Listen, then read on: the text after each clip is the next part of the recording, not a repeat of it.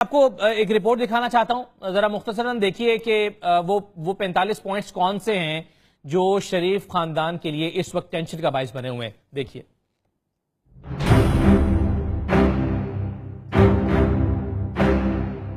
J I T report یوں تو انکشافات سے بھرپور ہے، لیکن اگر خلاصہ کیا جائے تو یہ 45 نکات ایسے ہیں جنہوں نے شریف خاندان کو چارج شیٹ بن کر گھیر لیا ہے۔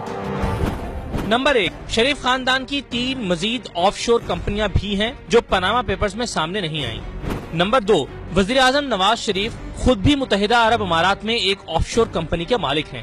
نمبر 3، وزیر اعظم نے متحدہ عرب امارات کی ایک کمپنی میں اقامہ لے کر بطور چیئرمین آف بورڈ ملازمت کی اور ماہانہ 10,000 درہم تنخواہ لیتے رہے۔ نمبر 4، وزیر اعظم نواز شریف معلوم ذرائع سے ہٹ کر اثاثوں کے مالک ہیں۔ وزیر اعظم نے اثاثے بنائے مگر انہیں بیوی، بیٹوں اور بیٹیوں کے نام پر رکھا۔ وزیر اعظم نواز شریف نے اپنی جماعت مسلم لیگ نون سے 4.5 کروڑ روپے وصول کیے اور انہیں چھپایا۔ نمبر 6، وزیر اعظم اپنے کاروبار کا فعال حصہ رہے۔ 2010 سے 2013 کے درمیان چودھری شوگر مل سے 24 ملین تنخواہ وصول کی۔ نمبر 7، وزیر اعظم کی قومی اسمبلی میں کی گئی تقریر کی تصدیق نہ ہو سکی۔ قومی اسمبلی میں کی گئی تقریر جھوٹ پر مبنی تھی۔ نمبر 8، وزیر اعظم نواز شریف کا یہ بیان کہ وہ اپنے خالو محمد حسین کو نہیں جانتے غلط ثابت ہوا، گویا کہ یہاں بھی انہوں نے جھوٹ بولا۔ Number 9، J I T report کہتی ہے کہ حقائق چھپانے کے لیے وزیر اعظم جے آئی ٹی کے سوالوں کا جواب دینے سے گریز کرتے رہے۔ نمبر 10، حسن اور حسین نواز ترسیلات زر کے ثبوت یعنی منی ٹریل نہیں دے سکے۔ اس سلسلے میں شریف خاندان کے پاس کوئی دستاویز موجود ہی نہیں۔ نمبر 11، برطانیہ میں شریف خاندان کی کمپنیاں نقصان میں لیکن ہیر پھیر میں مصروف ہیں۔ نمبر 12، جے آئی ٹی میں کہا گیا ہے کہ شریف خاندان کے اثاثوں، رہن سہن اور ذرائع آمدن میں واضح فرق ہے۔ نمبر 13، شریف خاندان نے کمپنیاں تب بنائیں جب نواز شریف عوامی عہدوں پر فائز تھے۔ نمبر 14، جے آئی ٹی میں انکشاف کیا گیا ہے کہ مریم نواز نے نیلسن اور نیسکول سے متعلق جعلی سرٹیفکیٹ اور جھوٹی دستاویزات جمع کرائیں جو کہ جرم ہے۔ نمبر 15، مریم صفدر ہی نیلسن اور نیسکول کی حقیقی بینیفیشل آنر ہیں، اس لیے وہی لندن فلیٹس کی مالک ہیں۔ نمبر 16، مریم اور حسین نواز کے اثاثے 90 کی دہائی میں بے تحاشا بڑھے جب نواز شریف دوسری مرتبہ وزیر اعظم تھے۔ نمبر 17، مریم صفدر نے لندن فلیٹس کو کبھی اپنے ٹیکس ریٹرنز میں ظاہر نہیں کیا۔ نمبر 18، برطانیہ کی فورینسک ہینڈ رائٹنگ اور ڈاکیومنٹ ایگزامینر کی رپورٹ ثابت کرتی ہے کہ مریم صفدر کی جانب سے سپریم کورٹ میں جمع کرائے گئے ڈاکیومنٹس جعلی ہیں۔ نمبر 19، مریم صفدر کی طرف سے سپریم کورٹ میں جمع کرائی گئی ٹرسٹ ڈکلریشن دستاویزات بھی جھوٹی ہیں اور یہ تسلیم شدہ حقیقت ہے کہ لندن فلیٹس 1993 سے شریف خاندان کے قبضے میں ہیں۔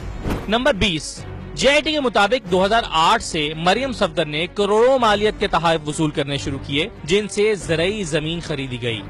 نمبر 21، متحدہ عرب امارات کے شاہی خاندان نے مریم نواز کو ایک BMW گاڑی تحفے میں دی۔ ٹیکس گوشواروں میں اس کی قیمت 35 لاکھ روپے ظاہر کی گئی۔ جب 2011 میں فروخت کی گئی تو 35 لاکھ کی گاڑی پر 1,96,60,000 روپے کا حیرت انگیز منافع ہوا۔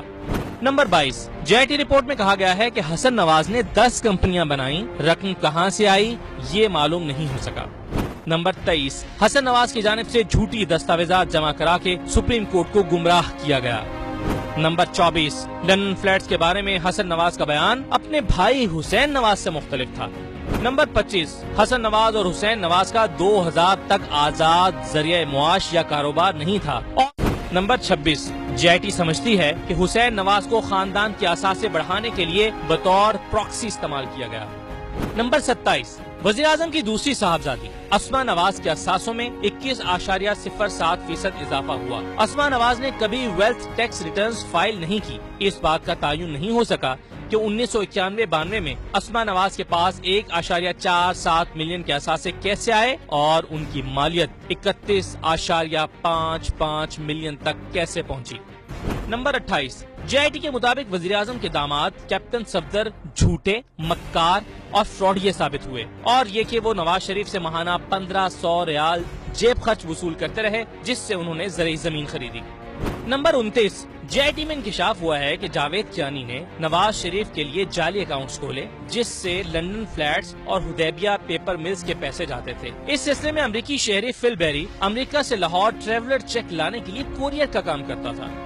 नंबर 30, जावेद कियानी ने रजाकाराना तौर पर तस्लीम किया कि उनके बनाए गए फर्जी अकाउंट्स गैर मुल्की ज़र मुबादला में इस्तेमाल हुए।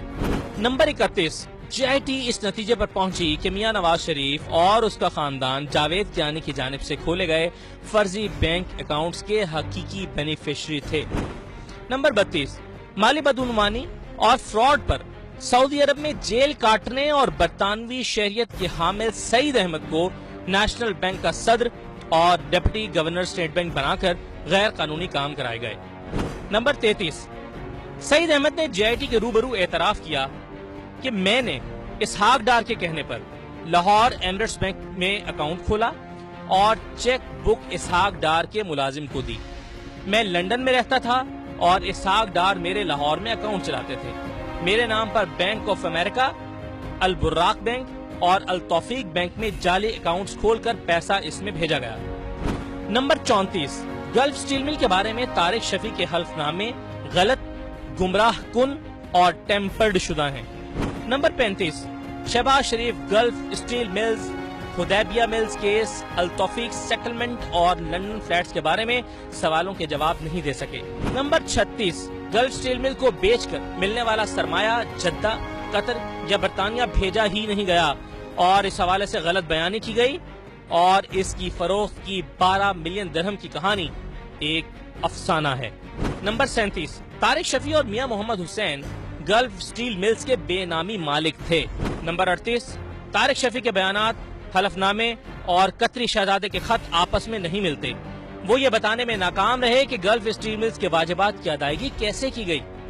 नंबर 39, JIT ने कहा कि हुदैबिया केस एक ग्रे एरिया है जिस पर पूरा खानदान बात करने से गुरेजा है। नंबर 40, रिपोर्ट में मियां शरीफ के बारे में बताया गया है कि वो भी टैक्स नादहिंदा थे। 1970 से 1994 तक इनकम टैक्स रिटर्न्स फाइल नहीं की गयी।